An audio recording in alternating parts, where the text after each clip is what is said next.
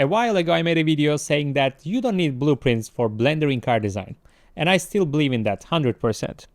But recently, VSCO made me rethink about the process itself. Let me show you. This is the blueprint of my own design, of my own sketches from different angles. Okay, the top view is not mine. I didn't think or design about the top view, but the side, front, and rear, basically, I did those sketches. If you watch my recent videos, it all started with a single side view sketch. I did a Photoshop, then I generated the realistic version of my side view sketch. I'm just making it very quick because there are a couple of videos about this whole thing if you want to watch on the channel. For example, here I did a Photoshop sketch on the rear. These are Photoshop strokes on top of a generated perspective view of the side view. Then I did the same for the front, and basically at the end, I had these 5 different angles of my own design, which I will repeat it again and again because that's the key point of this whole idea. I was telling, and I'm still saying, that you don't need to use existing cars' blueprints and then modeling the existing cars. This is basically not your job as a car designer. It's not even a job. It's maybe for visualization. Maybe for visualization or animation, for if you are working for big brands for remodeling the existing cars. It's different type of jobs. But if you want to put your own ideas in 3D as a designer, then you don't need to model existing cars and use blueprints. And for your own sketches, honestly, it would be waste of time to make a blueprint manually. Like if you go to Photoshop or any other software to do the blueprint by hand of your own idea, it wouldn't even make sense to me. Because why would you need to do that? And it wouldn't be even accurate anyway. So that was the whole idea. But now, when you already have different angles of your own sketch on your own idea, you can put it in VSCO, go to Modify Pro I use, and I plugged 4 of these images and I said orthographic views of this car as a technical graphic, and then I tried different other prompts. By the way, these are, if you missed the previous videos, were some results with the same workflow, but you just change the prompt and you put your own design in different environments. So I was like, why not to use it for blueprint? Let's see. And let me scroll down. And here are some results. For example, this one, give me the blueprint of this car. The first result. Maybe the car is a bit too stretched.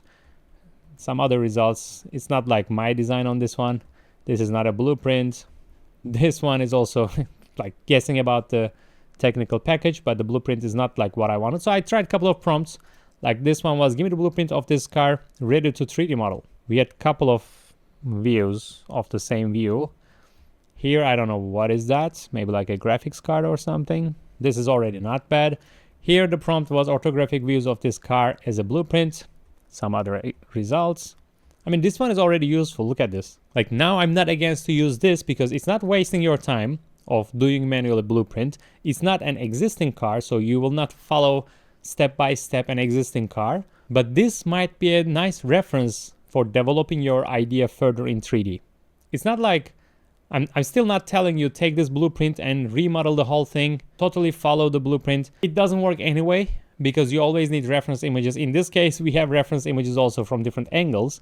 So this helps a lot with the 3D modeling process. I would take this one. Of course, the dimensions are totally random and don't even worry about them. You would still use some existing car dimensions to follow as a reference. But as a blueprint, I would put them in Blender as a starting point, maybe for the side view. It's better than Sketch as it's orthographic, but still you need to be careful. Don't trust it 100% because anyway, it's the process. 3D modeling is not the final, like the just for visualizing your design. It's actually also changing. It's another topic that now visualizing your design, your sketch to put it in an environment and making renders with AI is already possible. So why to even 3D model? This might be another idea for another video. However, it's all about the process itself. 3D modeling is not for just visualization. You also think through the surfaces, think through the volumes while rotating the model. On these results, AI generated results, sometimes the car is a little bit stretched, sometimes it just looks nice because of all the colors and materials and so on. But for finalizing, you still need to 3D model. And by the way, I think that's a great point to mention my own courses, because if you are not confident with Blender, which is the best software if you want to be a car designer right now, to put your ideas in 3D. I have my own Blender beginners course, which was updated just a couple months ago in 2025. And I get a lot of positive feedbacks from both professional designers and also students and also amateurs. So for information, go to bearkaplan.com to check the details of Blender for car design beginners course. And if you want to just level up, if you are already able to model at a certain point, you can get the Blender advanced course for speeding up and also increasing the quality of your models. Okay, so I was saying that 3D modeling is part of the design process, and if you are able to generate the blueprints of your own idea in just a couple of seconds or minutes, I start to feel like, why not? I'm rethinking, like I can take this, put it in Blender and use it as a starting point. Still, of course, use my sketches and obviously still use 3D for still designing. So these might change. The final design may be different than these blueprints, and which is totally fine, because maybe this line here is like looking fine on blueprint, but it will be too wavy on 3D model and you will need to adjust from different angles and it will not end up this flat, or I don't know.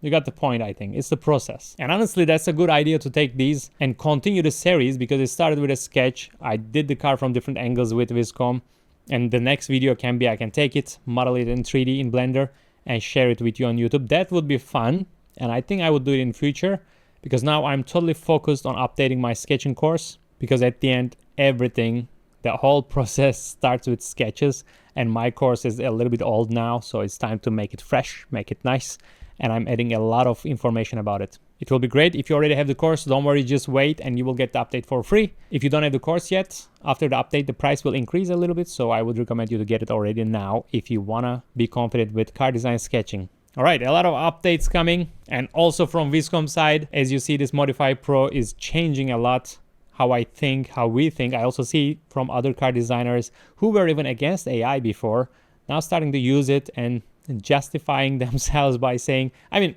okay, maybe that's harsh. It's not justifying themselves, because it is totally fine. You know, maybe when it was first, there were big reactions because of many different topics, but now it's all here. And as you own the design, as you even like 3D model first, then put it on Blender. First 3D model in Blender and then put it in Viscom to get the renders with AI. Why not? I see it more and more coming. And I'm telling you, it will be the standard. Like, why to spend days or weeks for perfect environment in 3D? Now you can visualize your ideas. And it's not even for production anyway. Okay, enough talking. I was thinking this video will be like 2 minutes, and maybe the core idea is 2 minutes, but if you watched until here, thank you very much. I really appreciate it, and see you in the next video.